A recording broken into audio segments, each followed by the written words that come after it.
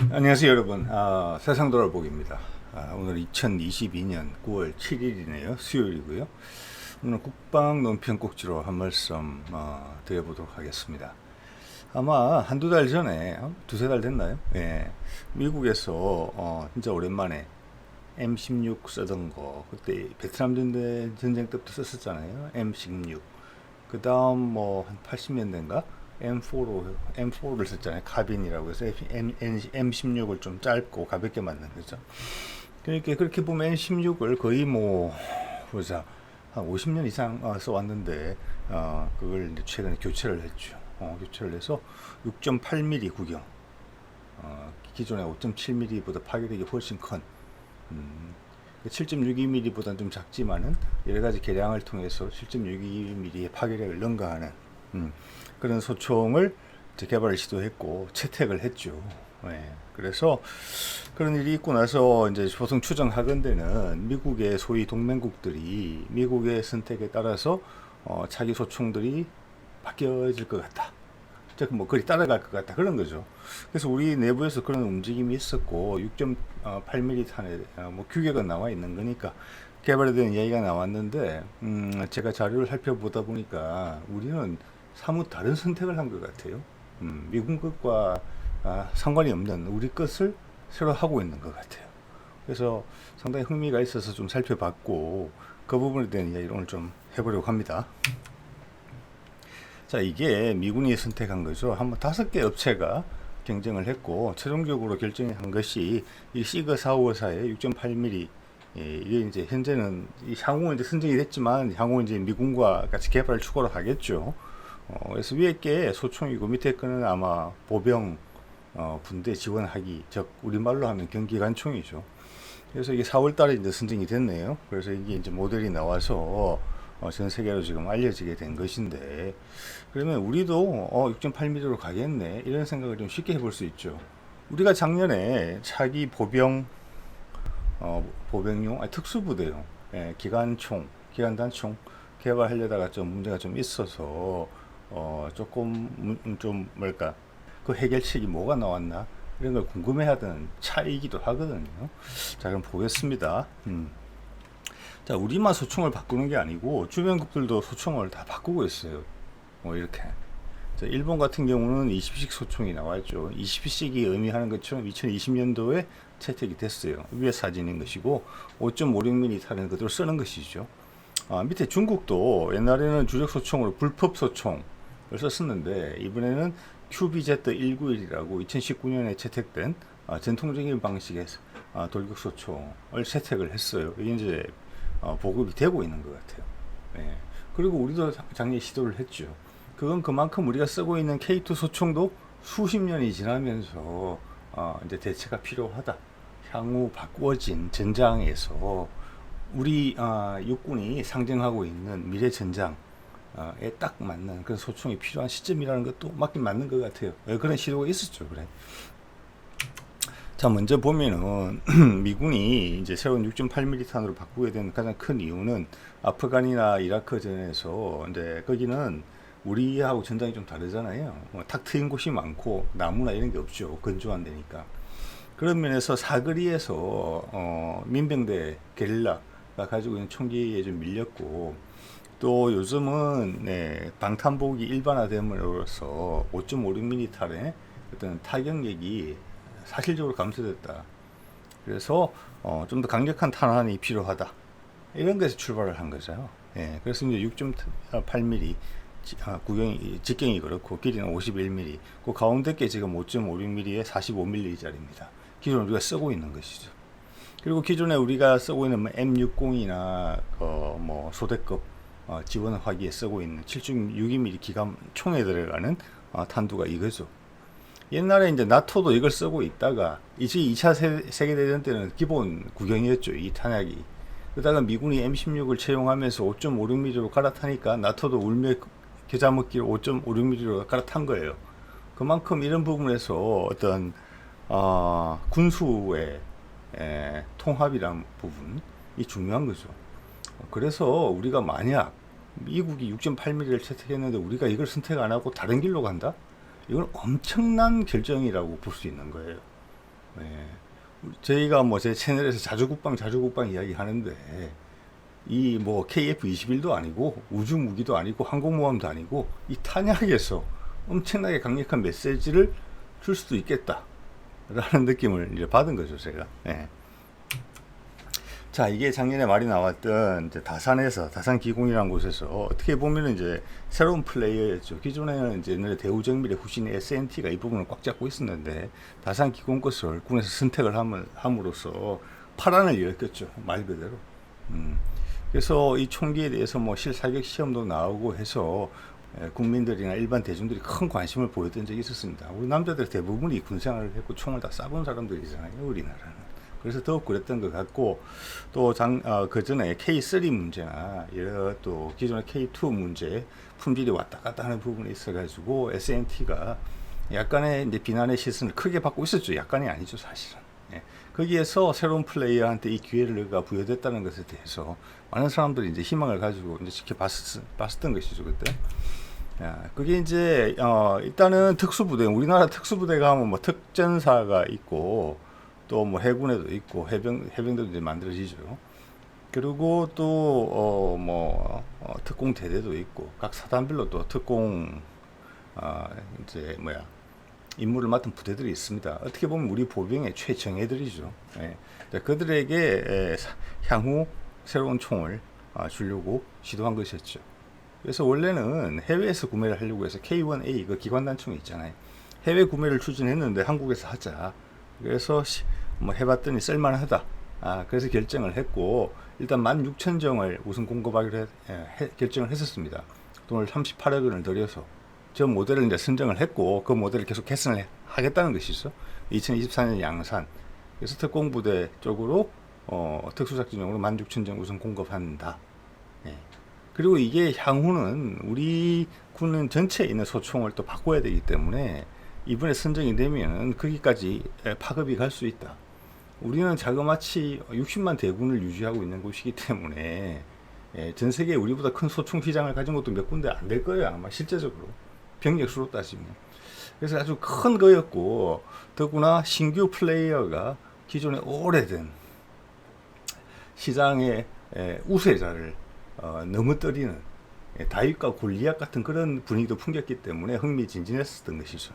그런데 이게 이제 결국은 이런 문제로 인해서 유양무가 됐던 거죠. 다산기공의 이제 대표가 군 출신 뭐 직원하고 뭐 뇌물을 주고받았다. 그래서 이 문제가 크게 불거졌고 결국은 이제 선정이 취소되게 됐어. 그렇다고 해서 이 다음이 이거 많은 분들이 아시는 분들 아실 거예요. 이 다음이 그러면 SNT로 가나? 이런 거였거든요. 그래서 그때 당시에 SNT는 뭐랄까 지금 뭐 황골 탈퇴하기 위해서 노력을 많이 하고 있었겠지만 이게 아니면 그리 간다. 그렇게 우리 이제 방사청이나 군에서는 단순하게 생각했던 것 같지는 않아요. 그래서 제가 그때 제안을 했던 것이 워리어 플랫폼 이런 것에 소총은 기본이잖아요. 군인의 기본이죠. 그래서 이거는 우리가 원했던 게 어떤 이유로 해서 무산됐기 때문에 차선책으로 넘어간다. 이건 좋은 기분 아니거든요. 누구나 그렇게 생각할 수 있어요. 근데 업체는 거기밖에 없단 말이에요. 그럼 그걸 극복할 수 있는 방안이 뭐냐?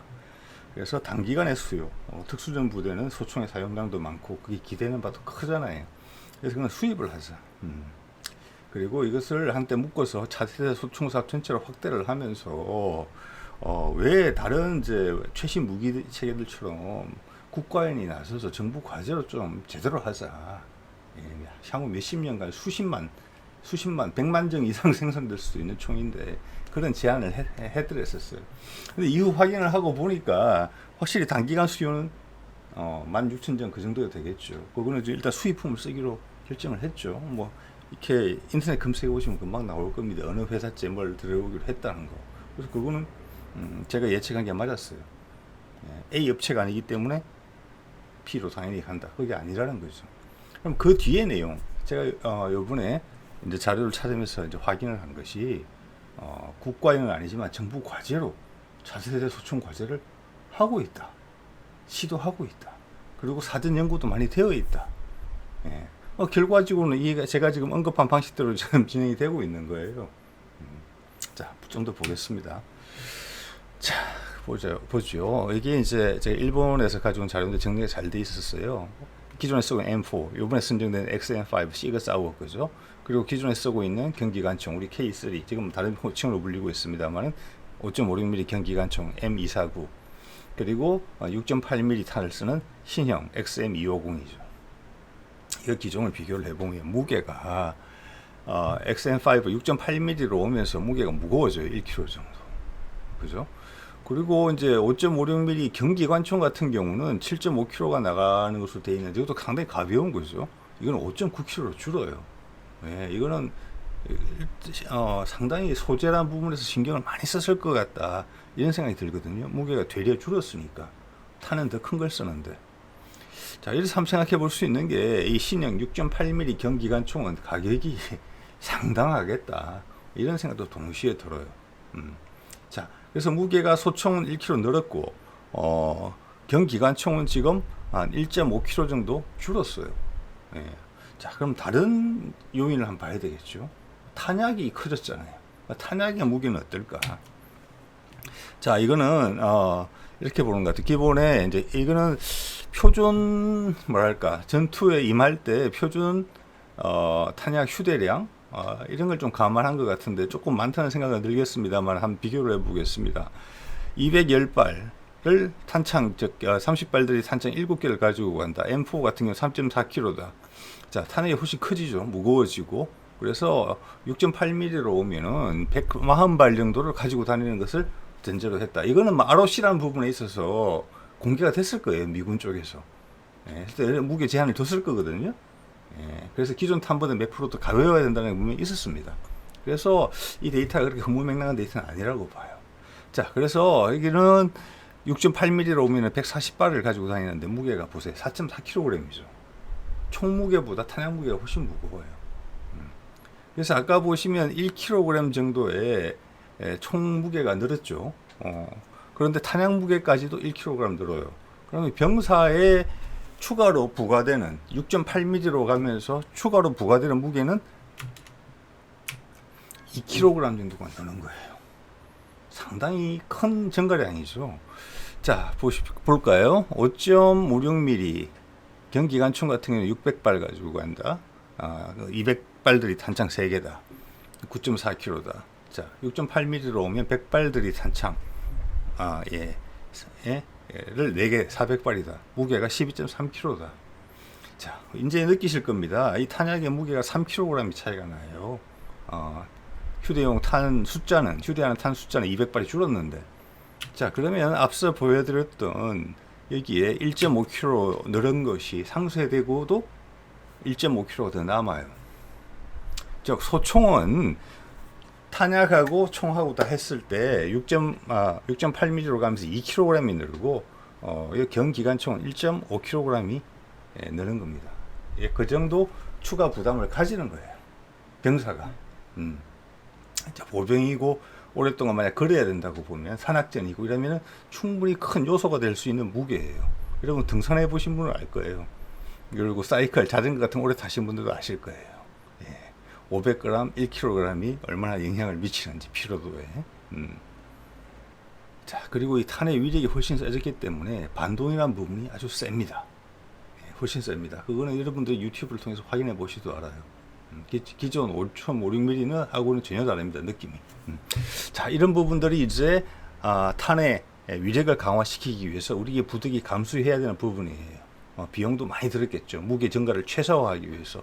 탄약도 훨씬 단가가 비쌀 거예요.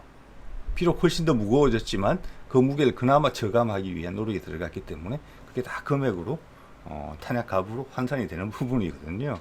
자, 이런 상황이에요. 이런 상황인데 이제 우리 과제 이야기를 드려볼게요.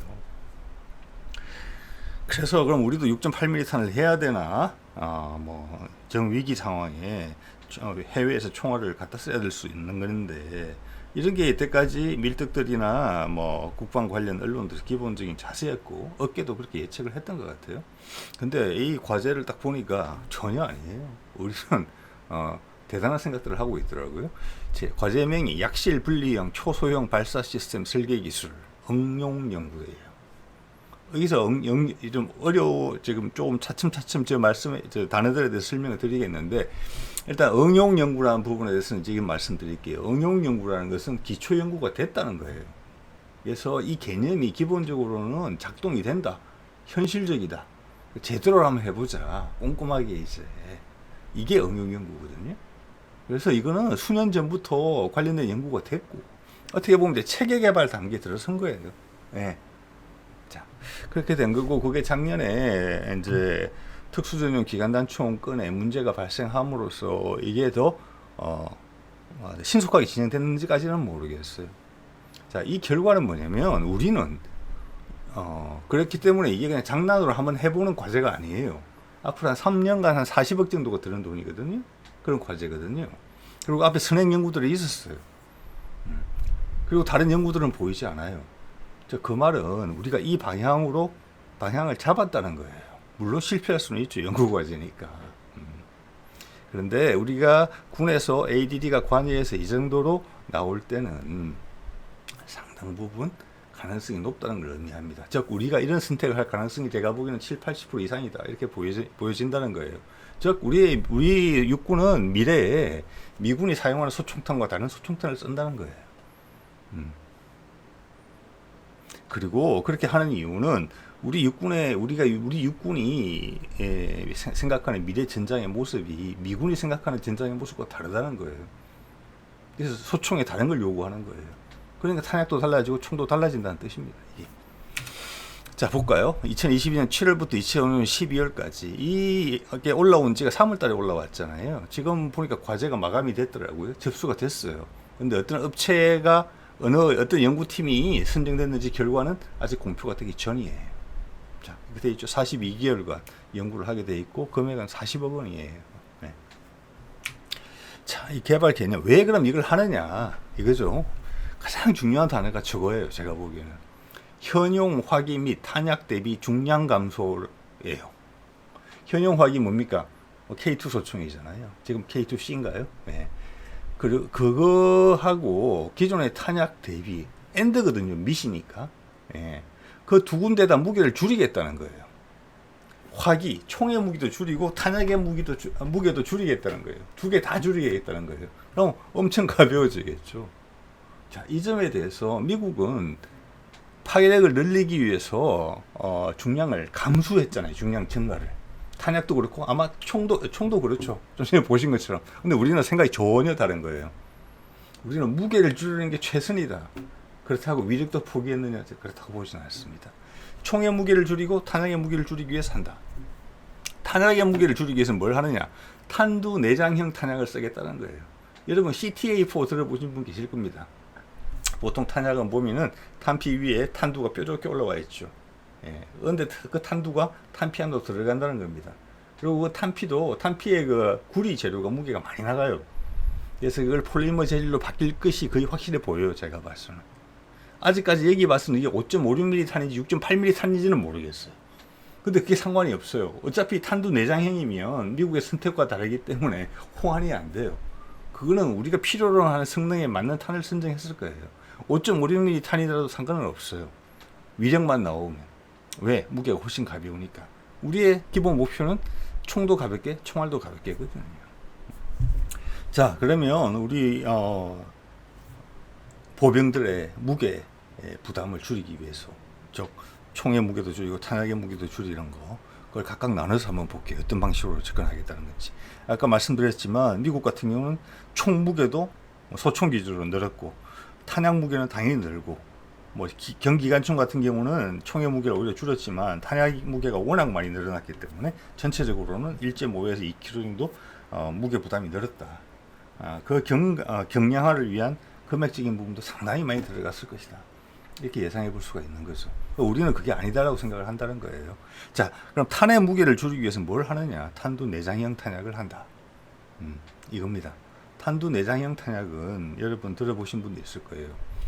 우리 지금 K-21 보병 전투장갑차 있죠. 거기 40mm 포가 들어가지 않습니까? 예. 그래서 향후 그 포를 개량을 할 계획을 가지고 있어요. 탄은 계속 40mm 탄을 써요. 예. 그런데 포의 형태를 지금은 40mm 탄의 기존 탄약처럼 보통의 총알처럼 그렇게 되어 있는 것이죠. 그거를 탄두 내장형으로 만들었죠. CTA4라고 그러죠. 예, 그냥 탄두 내장형이라는 뜻이에요, 그 영어가. 그리고 그 포는 지금 우리가 개발하고 있는 차기 해병대용 상륙 돌격 장갑차에 40mm 포를 장착할 계획인데 거기에 아마 제일 먼저 장착이 될 것 같아요. 거기에도 탄두 내장형 40mm 포가 들어가요. 포가 40mm 포가 되면 탄두 내장형이 되면은 큰 이점이 뭐냐면 탄의 부피와 무게가 작아져요. 같은 위력인데 또 불구하고. 자, 그리고 포의 작동 구조가 간단해져요. 그래서 포 전체의 무게가 가벼워지고 짧아져요. 당연히 같은 위력을 유지하면서도 그렇다는 거죠. 그렇죠? 그러면 포가 짧아지고 가벼워지죠. 탄약도 작아지죠. 그러면 같은 부피에서 훨씬 더 많은 탄약을 실을 수가 있어요. 예. 그리고 약실의 구조가 간단해져서 40mm 포 같은 경우는 탄종을 여러 개 쓰게 되어 있어요. 철갑탄부터 해서 뭐 복합 기능탄까지 그것들의 교환이 쉽게 이루어질 수가 있다고 해요. 그것은 향후 무인 포탑으로 가는데 아주 중요한 요소가 돼요. 포탑이 작아질 수가 있거든요. 포탑이 작아지면 무게가 가벼워지죠. 같은 방호력을 가지고. 그럼 포탑 밑부분이 작아질 수가 있어요. 예. 그러면 탑승 인원이 줄거나 이런 것을 최소화할 수 있어요. 또 무인화하니까 더 작아지는 것이죠. 예. 그럼 더 가벼워지는 것이고. 그게 향후의 방향성이라고 볼 수가 있거든요. 그걸 소총에다 적용을 시킨 거예요. 탄두 내장형 탄약을 쓰면은 총의 기구가 간단해지면서 짧아질 수가 있어요. 40mm 포하고 비유하면 딱 맞아요. 즉 똑같은 위력, 똑같은 실제 그 강선을 지나가는 그 거리 총신에 다 유지되면서도 짧아지고 가벼워지는 거예요. 그래서 총이 가벼워지는 거죠. 그리고 탄약도 가벼워진다. 그래서 총기도 가벼워지고 탄약도 가벼워진다. 즉 우리는 새로운 총을 개발하고 있고 새로운 탄약도 개발하고 있는 거예요. 자, 그래서 약실 분리형이라고 나오는데 약실 분리가 되게 되면은 이게 폴리머 재질이면 플라스틱이잖아요. 그게 기존처럼 약실이 총신과 일체가 되는 형태에서는 고열이 발생하기 때문에 그 메커니즘으로 열에 약한, 상대적으로 약한 플라스틱 재질을 쓰는 건 적절치가 못하다고 해요. 그래서 여기에 새로운 작동 기구, 그렇지만 신뢰성이 확보된 방식을 지금 고안하겠다는 거고, 그게 기초 연구를 통해서 기본적으로 확신이 있다라는 거예요, 지금. 자, 이 두 가지 기술을 이용해서 새로운 총을 개발하고 새로운 탄약을 개발한다는 것이죠. 네.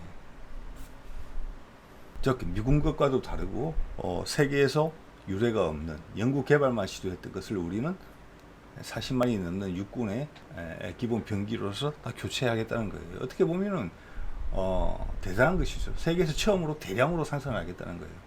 그만큼 자신이 있다는 것이고 이렇게 했을 때 총을 가볍게 하고 총알을 가볍게 하는 것이, 총과 총알을 가볍게 하는 것이 미래의 방향이다. 즉 이거는 우리가 세계 최고의 개인 화기를 만든다, 경기관총을 만든다, 이런 목표가 없이는 불가능한 세팅이에요. 지금 제가 봤을 때는. 자, 연구 개발의 필요성, 이걸 여기서 한 번 더 언급하는데, 이 나중에 가를 한번 읽어볼 필요가 있습니다. 되새김질이죠. 이게 우리 군이 보는 미래의 보병 전투 상황이에요. 예상하는. 여기에 맞춰서 이 총이 그리고 이 탄약이 개발되고 있는 것이죠. 현대전에서 요구되는 신속한 기동 및 작전 지속 요구 성능에 부응할 수 있는 초경량의 화기 개발을 위해서는 탄약, 화기 모두 경량화가 필요하다. 즉 향후 새로운 전장에서 보병 화기가 우리 포병도 항상 총을 메고 있고 밖에 포병도 총을 메고 있고 어떻게 보면은 부교를 가스하는 공병들도 메고 있는 거잖아요. 그렇죠? 네. 그리고 탄약도 휴대해야 되죠. 병사니까 어떻게 보면 당연한 것이죠. 자기 스스로는 지킬 수 있는 힘이 있어야 되니까. 자, 그들 모두를 관통하는 가장 핵심적인 건 뭐냐? 무게가 가벼워야 된다. 그러면서도 작전 지속 요구 성능이 뭐겠습니까? 총의 내구성만 이야기하는 거 아니에요. 제가 봤을 때는. 탄약의 휴대량이 많아야 된다는 거예요. 자, 같은 5.56mm 탄이다. 기존과 같이. 아까 미국 보셨죠? 6.8mm 탄으로, 기존 방식으로 6.8mm 탄으로 올라가니까 휴대량이 확 줄었잖아요. 그런데 거꾸로 생각해 볼게요. 우리의 선택은 이런 거예요. 예를 들어서 5.56mm 탄을 선택을 하되 그것을 탄두 내장형으로 만든다. 그러면 휴대하는 탄약수가 훨씬 더 늘어요. 저는 그게 바로 여기서 이야기하는 작전 지속 요구 성능이라고 보는 거예요. 즉 개인당 휴대할 수 있는 탄약의 수가 늘어나는 거예요. 부피가 작아서 당연히 그렇죠. 그리고 무게의 부담이 없기 때문에 더 많이 가지고 다닐 수 있는 겁니다. 그래서 우리는 미국과 다른 선택을 했다. 우리는 이게 맞다고 보고 본다. 그리고 그것을 기술적으로 실현해낼 자신이 있다. 자, 최근에 미국이 큰 무기 체계들을 너무 앞서가는 기술을 시도하다가 망가진 게 많이 있었어요. 뭐 주말트급도 그렇고 몇 가지가 더 있죠. 육군 무기들도 그랬어요. 그래서 지금 바이든 행정부 들어와서 내리는 결정들을 보면 그들의 차기 알레이버크 구축함을 잇는 차기 구축함도 나왔죠. 그런 거 보면은 지금은 안전하게 보수적인 선택을 하고 있어요. 그래서 저는 이번 총기 선정에 있어서도 시거 사우어사거를 선정할 때 좀 보수적인 결정을 했다고 봐요. 그런데 우리는 전혀 반대 엄청나게 혁신적인 선택을 한 거예요. 그래서 이게 참 드라마틱하다는 겁니다. 자, 이쯤에서 제가 궁금해지는 것은 그러면 기존에서 미국 같은 경우는 파괴력을 키우기 위해서 6.8mm로 늘면서 많은 걸 감수했잖아요, 지금. 그러면 우리는 어떻게 할 것이냐. 지금 하나 확실한 것은 탄두 내장형 탄약인데 5.56mm로 하겠냐, 6.8mm로 하겠냐. 어차피 뭘 선택하든지 간에 미군 탄약하고는 호환이 안 돼요, 이제는. 그러면 우리 순수하게 우리 군의 요구 조건에 맞춰서 5.56mm로 할지 6.8mm. 뭐 그게 아닌 걸 수도 있어요. 그 크기가 아닌 것일 수도 있어요. 예. 새로운 탄약을 어차피 만드는 거니까 이 호환성은 전혀 고려할 필요가 없는 것이죠. 그래서 일단은 사고의 단순화를 위해서 5.56mm 아니면 6.8mm 그 두 개 중에 하나로 생각을 해볼게요. 저는 작은 것으로 갈 가능성이 많다고 봅니다. 그 둘 중에 하나라면 5.56mm, 심지어 그보다 더 작을 수도 있다고 생각이 들어요. 그러면 총은 더 작아지고 탄약은 더 가벼워지는 거니까. 그러면 위력의 문제가 생기는 것이죠. 위력이. 그래서 제가 이게 예전에 참 눈여겨봤었거든요. 작년 9월에 보도한 건데 제가 용케 가지고 있어서 다시 찾았습니다. 이게 두레텍이라는 조그만 회사에서 외국에 수출하려고 하는데 시험 검사 같은 걸 해야 되니까 군에서 이제 중소 방산업체를 육성한다는 취지에서 그리고 시설 같은 걸 빌려주는 사업이 있었던 것 같아요. 거기에 나와서 소개를 한 거예요. 그래서 국방뉴스에 보도가 된 거예요. 근데 내용이 대단해요. 일단 밑에 것부터 읽어볼게요. 이 5.56mm 탄이거든요. 기존 5.56mm 탄을 그대로 유지해요. 유지하면서 이 사람이 한 건 뭐냐면 탄두의 디자인만 바꾼 거예요. 탄두에. 다른 건 그대로고. 이 두레텍의 주장에 따르면은 기존의 탄보다 유효 사거리가 2배에서 3배 늘어난다. 즉 이러면 K100탄 기존 그렇죠. 뭐 유효 사거리가 4, 5, 600m 정도 될 거예요. 1000m 넘어간다는 거예요. 7.61mm 탄보다 뛰어나다는 거예요. 그 파괴력도 2배 이상이에요. 여러분 옛날 물리 시간에 배운 거 있죠. 운동량인가요? 2분의 1 mv 제곱이잖아요. 질량 곱하기 속도의 제곱이거든요. 그럼 탄두 형상만 고치는 거니까 질량에는 변화가 없어요. 운동량에는. 자, 그러면 이 새로운 탄두를 개발함으로 해서 속도가 빨라졌다는 거예요. 속도가. 탄속이. 똑같은 화약을 쓰는데. 그래서 저는 이 기술을 이게 뭐 검증이 됐다는 얘기까지 나오지는 않았어요. 충분히 검토했겠죠. 이 기술을 접목을 하면은 기존 5.56mm 탄만 가지고도 심지어는 그보다 더 작은 구경을 가지고 직경을 가지고도 기존 탄보다 여러 배 굳이 6.8mm로 가지 않아도 기존의 7.62mm 탄을 능가하는 파괴력이 나올 수 있다는 이야기를 하는 거거든요. 이 사람이 주장하는 건 세 가지예요. 두 가지, 세 가지 정도 되는데 핵심은 뭐냐면 탄에 이게 보면 밑에 홈이 보이죠. 자, 탄속을 빨리 하려면 저 뒤에 탄이 지금의 모양으로 날아가면 우리 155mm 포 여러분 기억하시는 분 계실 거예요. 뒤에가 납작하잖아요. 힘을 받아야 되니까. 그죠? 총알도 그럴 거예요. 힘을 받아야 되니까. 그 힘으로 날아가는데 일단 공기 중에서는 뒤에가 뭉툭하기 때문에 그게 와류가 생기잖아요. 그러면 포탄을 잡아 당기는 거예요. 뒤로. 사거리가 떨어지는 것이죠. 탄속이 떨어지고. 그래서 그 연기 발생기 같은 걸 장착한 탄이 많죠. 예. 그래서 뒤에 와류가 생성되는 걸 방해함으로써 사정거리를 늘리는 거잖아요. 기본적으로. 여기서 이 두레텍이 한 게 그 홈을 팠어요. 끝에. 예. 그래서 공기가 저렇게 흘러서 와류의 생성을 줄였어요. 그래서 탄이 빨리 나가요. 더. 예. 그리고 탄의 무게 중심을 앞쪽으로 옮겼어요. 그래서 탄이 예쁘게 회전하면서 가는 거예요. 예. 더 유순형이 된 거예요. 무게 중심 있는 측면에서. 뒤에 와류는 없애주고. 그래서 탄이 유효사거리라는 부분이 유효사거리가 지나게 되면은 탄이 불안정해지면서 앞뒤로 굴러요 이렇게. 그러면 그때부터 위력이 급격히 떨어지고 정확성도 떨어지는 거죠. 그게 유효사거리에 크게 영향을 준다고 해요. 그래서 기본적으로 이 두레텍이 한 것은 탄을 안정화시키는 거예요. 뒤에 홈이 있었죠. 그리고 무게중심을 옮겼죠. 훨씬 잘 날아가는 비행기가 된 거예요. 빠른 속도로.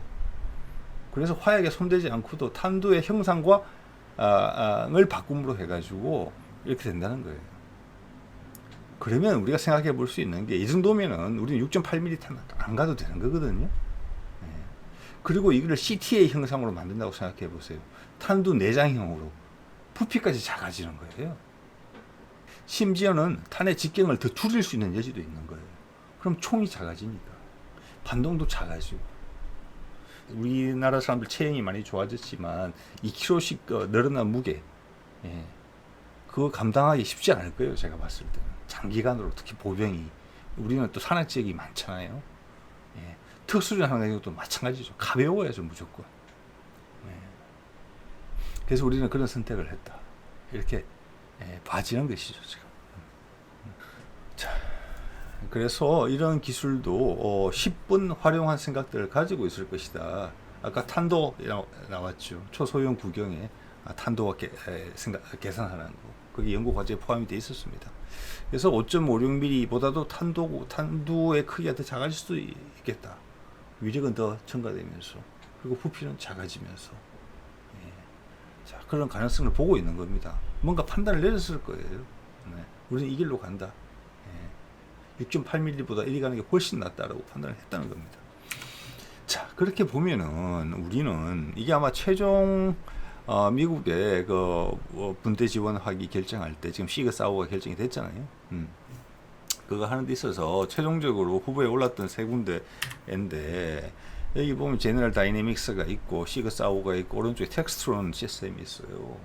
이 텍스트론이 탄두 일체형 탄환을 썼어요 지금. 그래서 우리는 이 방향으로 가고 있는 거예요. 자, 제가 봤을 때는 이게 6.8mm지만 미군 같은 경우는 6.8mm를 기본적으로 요구를 했어요. 그래서 탄두 내장형의 탄환이 지금 6.8mm예요. 근데 오늘 말씀드린 내용을 쭉 여러분이 보셨을 때 우리 군이 원하는 거는 훨씬 더 가벼워야 돼요. 6.8mm를 탄두 내장형으로 만들어 가지고는 무게의 이점을 크게 볼 수가 없는 거예요. 그래서 저는 5.56mm나 그 이하로 내려갈 거다. 이렇게 본다는 이야기죠.